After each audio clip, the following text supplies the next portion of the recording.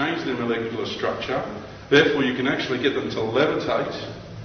And this is no mystery. There's Buddhist monks with their big horns that can sit there and they can pick up a big boulder and make it float in the air for you. You can go there and ask them to do it for you. Okay? This is no mystery. Okay? Everything is sound, everything is frequency. All of Nikola Tesla's research was about frequency. That's why all got shelved by the Morgans, because they knew what potential it had, okay? So it's just frequency. They levitate and you can push it with your little pinky after that. Just walk it into position. Then once you get the rock into position, then you blast it with a frequency again to return it to its actual molecular structure.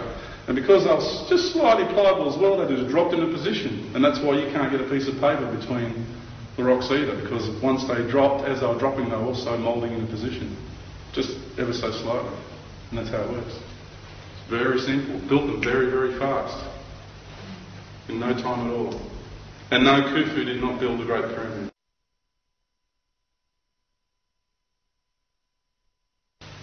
It's like who taught the university professors what is real and what is not real? Where did they get their information from? And the people that taught them, where did they get the knowledge from? And when something gets discovered, who gets to say that that's officially true or not? It's a group called the peer review. You've got a handful of people that tell the rest of this world what is real and what is not real. Oh, what kind of power is that? Talk about control.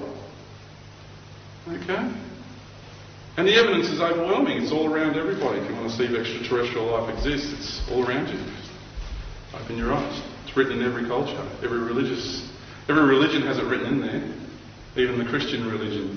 If you know what the Star of David is, it's a Merkaba vehicle. It's a light vehicle. Okay?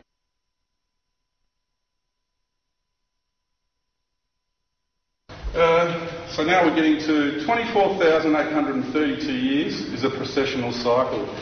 That also, when we talk about harmonics, we're talking about things having a relationship with one another. So we're breaking out of the mentality of ones and zeros. We're not computers, okay? We're not machines. We are biological entities. And so therefore, you've been conditioned by our society to think of ones and zeros. It either is or it isn't. Okay, when we're talking harmonics, it's not about that. There's give and take on either side. Like when you get to a radio station, you can come off that dial a little bit. You're changing frequency by a fair bit, but you're still picking up the radio station, aren't you? Okay? So it's not like your digital phone compared to your old analog phones. While the signal was weak, you could still manage to have a conversation. Now it just drops out. It's not there. It either is or it isn't. So more and more you're being, compressed into this way of thinking like a machine. Okay? So this harmonic equation has that relationship involved in it. Correlation is the key word. It's also a seated fractal. You can express wisdom in a mathematical expression called recursion. It's a recursive equation. So you've got your 2 and you go 2 times 2 equals 4. You start off with your 2. Okay, and then you come down and you go 2 times 4 equals 8.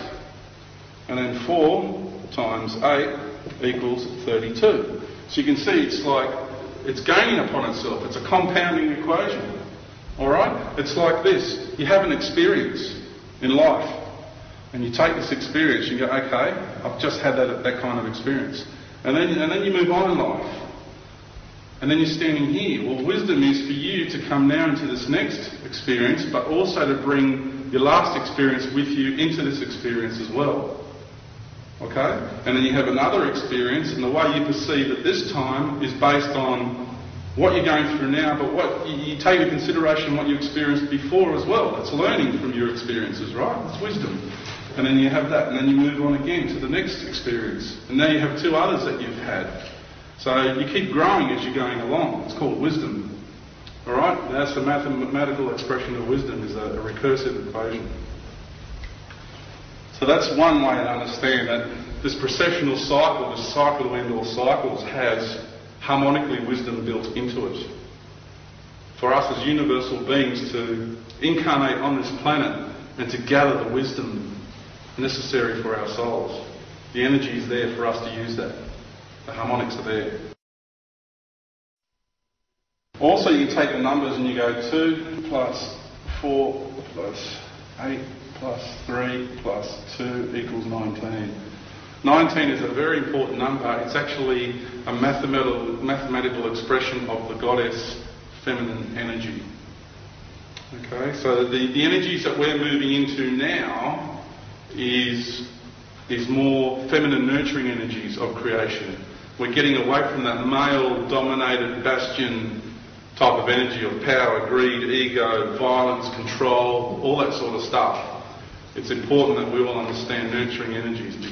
It's due. It's well overdue, those. Okay, if we take this equation another step, we've gone 4 times 8 equals 32. If we go 8 times 32, all right, equals 256.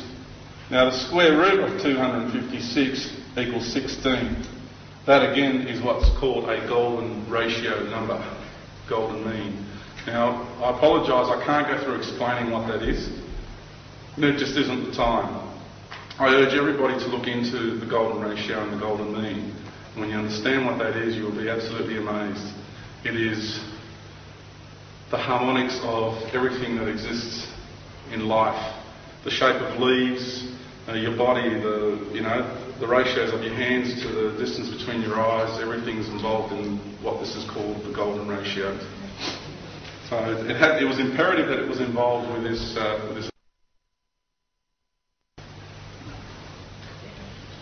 Also, 256 is a very important number because we have 2 magnetic grids on this planet, okay?